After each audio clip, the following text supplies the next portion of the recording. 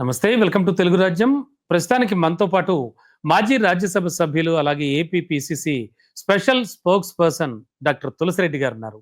సార్తో మాట్లాడదాం. సార్, ముందుగా అమరావతికి సంబంధించి మాట్లాడుకునే అంశాలు చాలా ఉన్నాయి. ఎందుకంటే జస్ట్ ఒక 2 days అయినా కాలేదు అమరావతి శంకుస్థాపన జరిగి. కానీ విపరీతంగా వర్షంతో పెద్ద చెరువును తలపిస్తున్నాయి ప్రతి ప్రాంతం కూడా అమరావతి పరిసర ప్రాంతాల్లో. అండ్ మరోవైపు చూస్తే కనుక అమరావతిని దేశానికి రెండో రాజధానిగా కూడా కొంత మెయిన్ స్ట్రీమ్ మీడియా చెబుతూ వస్తోంది. అంటే ఎలా అంటే దేశానికి రెండో రాజధానిగా భావించడం వెనక అండ్ జస్ట్ ఒక 2 days లోనే వర్షానికి ఈ స్థాయిలో మునిగిపోతే పనులు ఎప్పుడు జరుగుతాయి? అంటే అబద్ధాలు. మొన్న 2వ తారీఖున నరేంద్ర మోడీ గారు ఏం చెప్పారు? 2015లో నేను శంకుస్థాపన చేశాను. ఈ 10 సంవత్సరాలలో అమరావతి అభివృద్ధి కోసం నా సాయశక్తులా సహాయం చేశానన్నాడు. ఈ 10 ఏళ్లలో ఆయన సాయశక్తులా సహాయం చేశాడంట. ఇంతకంటే పచ్చి అబద్ధం ఒకటి ఉండదు. బొంకర పోలిగా అంటే టంగుటూరు మిరియాలు తాటికాయంత అన్నాడట ఒక అబద్ధాల కోరు. ఆ విధంగా అబద్ధం చెప్పినాకైనా అతికినట్టు ఉండాల. నువ్వు ఈ 10 సంవత్సరాల్లో అమరావతికి ఇచ్చింది ఎంత? కేవలము 2,500 కోట్ల రూపాయలు. గతంలో 2014-19 మధ్యనే దాదాపు 5,000 కోట్ల రూపాయలు వర్క్ అయిపోయింది. నిన్న 2వ తారీఖున శంకుస్థాపన చేసిన రాజధానికి సంబంధించిన వర్కులే 49,040 కోట్లు. 49,040 కోట్లు అంతకుముందు జరిపిన 5,000 కోట్లు. కానీ ఇచ్చింది ఎంత? కేవలము 2,500 కోట్లు.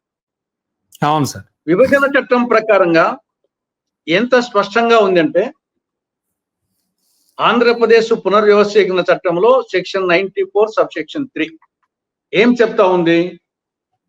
The central government shall provide special financial assistance for the creation of essential facilities in the new capital of the successor state of Andhra Pradesh, including the Raj Bhavan, High Court, Government Secretariat, Legislative Assembly, Legislative Council, and such other essential infrastructure. ఇది చట్టంలో స్పష్టంగా రాజధానికి సంబంధించి పైన చెప్పినట్టన్ని కేంద్ర ప్రభుత్వం చేయాలి. కేంద్ర ప్రభుత్వం నిధులు. కానీ నిన్న శంకుస్థాపన చేసిన 40 కోట్లకు, అంతకుముందు 5,000 కోట్లకు, దాదాపు 54,000 కోట్లకు గాను ఇచ్చింది 2,500 కోట్లు. అంటే ఇవ్వాల్సింది కొండంతా, ఇచ్చింది గోరంతా. మరి ఆ నేపథ్యంలో ఆయన ఈ 10 ఏళ్లలో నేను వచ్చేసి నా సాయశక్తులా సాయం అందించాను అని చెప్పడము ఇంతకంటే అబద్ధం మరొకటి ఉండదు. కాబట్టి అంటే అబద్ధాలు. రెండవది అంటే అతిశయోక్తి. నేను ఏం చెప్పాడు 2వ తారీఖునైనా?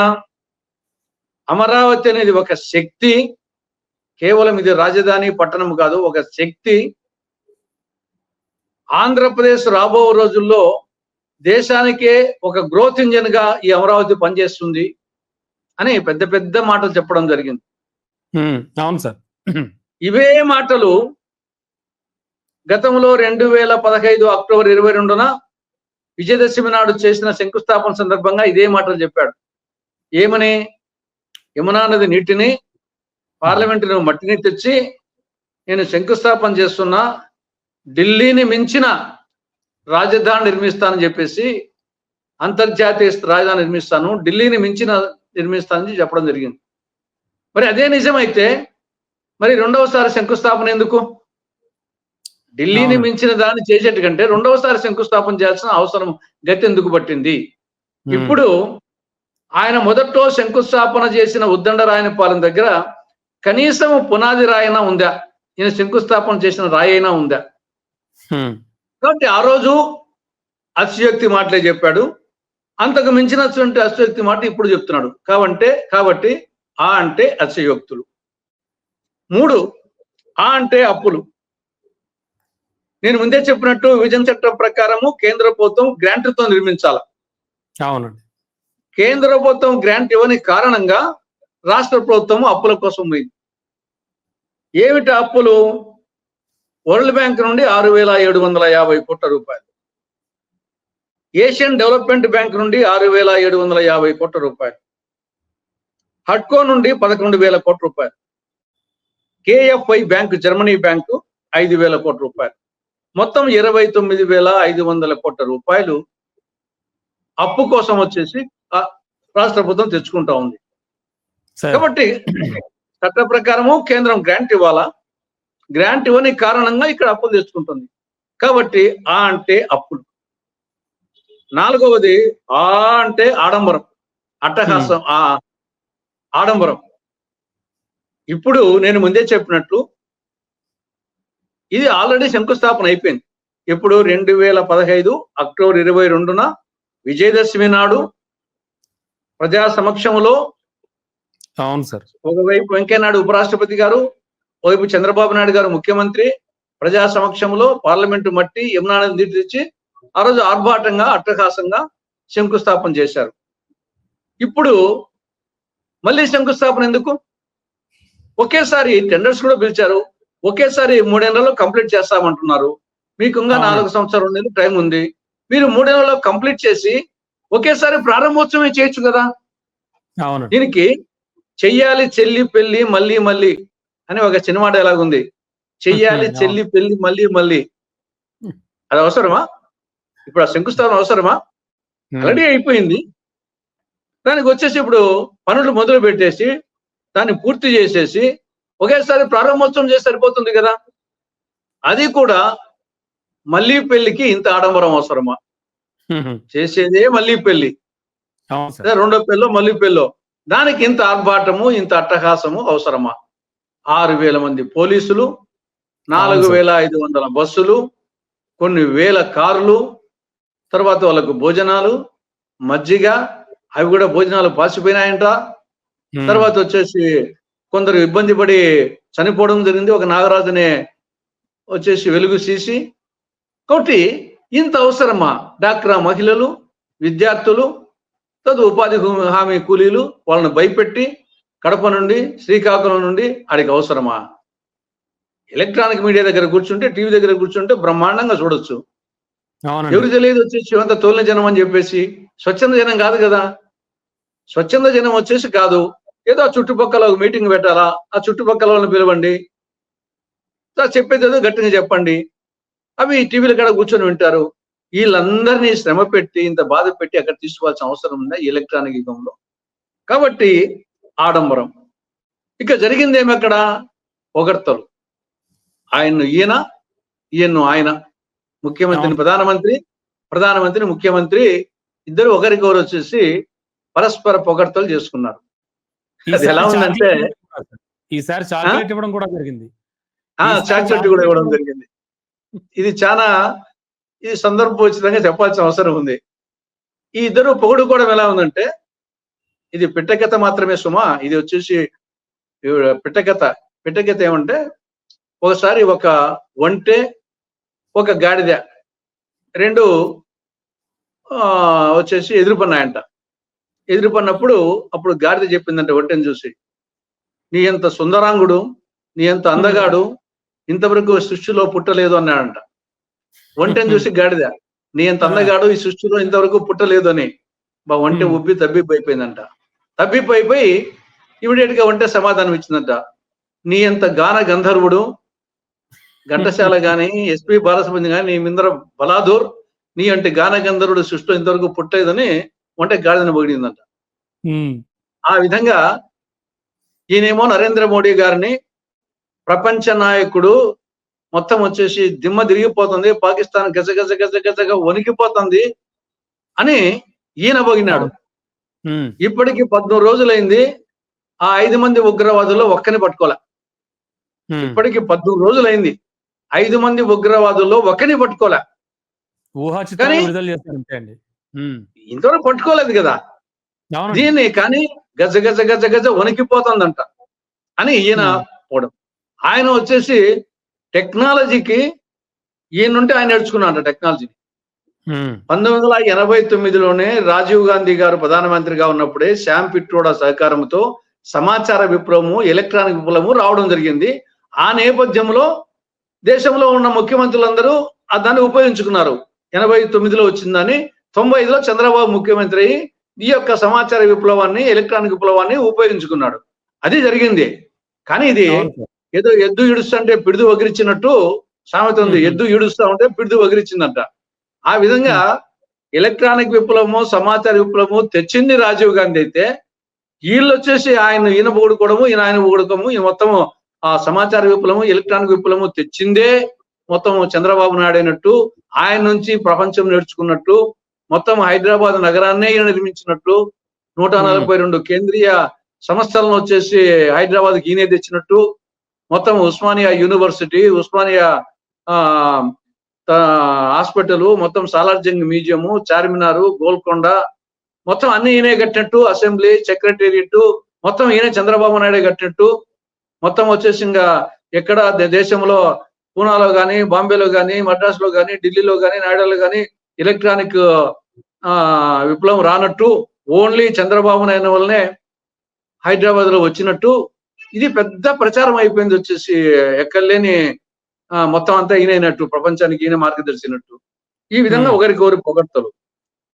చివరిగా కనీసం ఈసారైనా ఆశించారు ప్రజలు.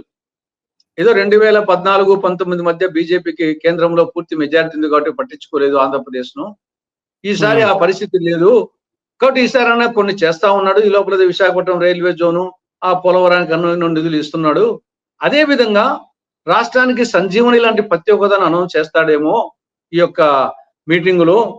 అదే విధంగా రాయలసీమకు, ఉత్తరాంధ్రకు స్పెషల్ డెవలప్మెంట్ ప్యాకేజీ బుందేల్ఖండ్ తరహా అనౌన్స్ చేస్తాడేమో. కడప జిల్లాలో శైలాధ్వర్యంలో స్టీల్ ప్లాంట్ ను అనౌన్స్ చేస్తాడేమో. దుగ్గరాజపట్నం మేజర్ పోర్ట్ అనౌన్స్ చేస్తాడేమో.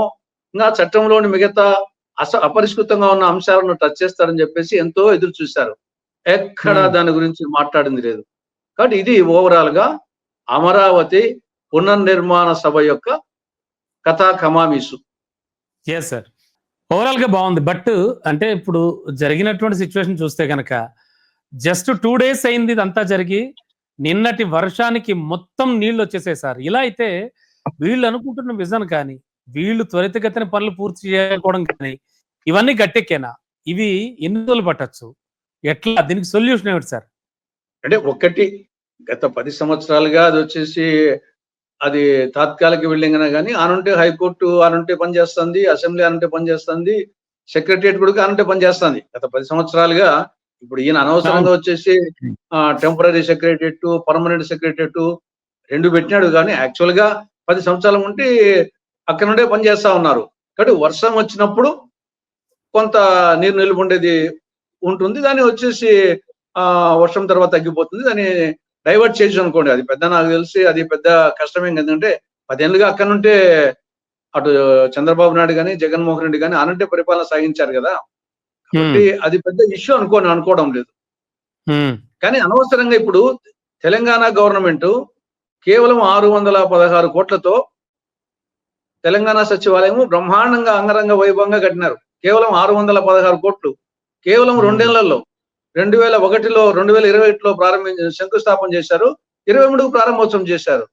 కానీ ఇక్కడ 2000 తాత్కాలిక సచివాలయానికి 1151 కోట్లు, ఇప్పుడు పర్మనెంట్ సచివాలయానికి 4639 కోట్లు. ఇంత డబ్బు దుర్వినియోగం, ఇంత దుబారా. అక్కడ 616 కోట్లకు అద్భుతమైన భవనం తెలంగాణలో వస్తే, ఈడ పర్మనెంట్ భవనం, ఈడ తాత్కాలిక భవనానికి ఏమో 1150 కోట్లు అంట, పర్మనెంట్ భవనానికి వచ్చేసి 4639 కోట్లు. కాబట్టి ఇది ఒక దుబారా.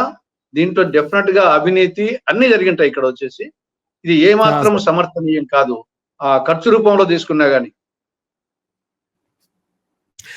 సార్, అండ్ ఇటువంటి సిచ్యువేషన్ లో ఉన్నటువంటి అమరావతికి సంబంధించి దేశానికి 2వ రాజధానిగా కూడా అమరావతి ప్రకటించేటువంటి తీరు కనిపిస్తోంది అంటోంది మెయిన్ స్ట్రీమ్ మీడియా.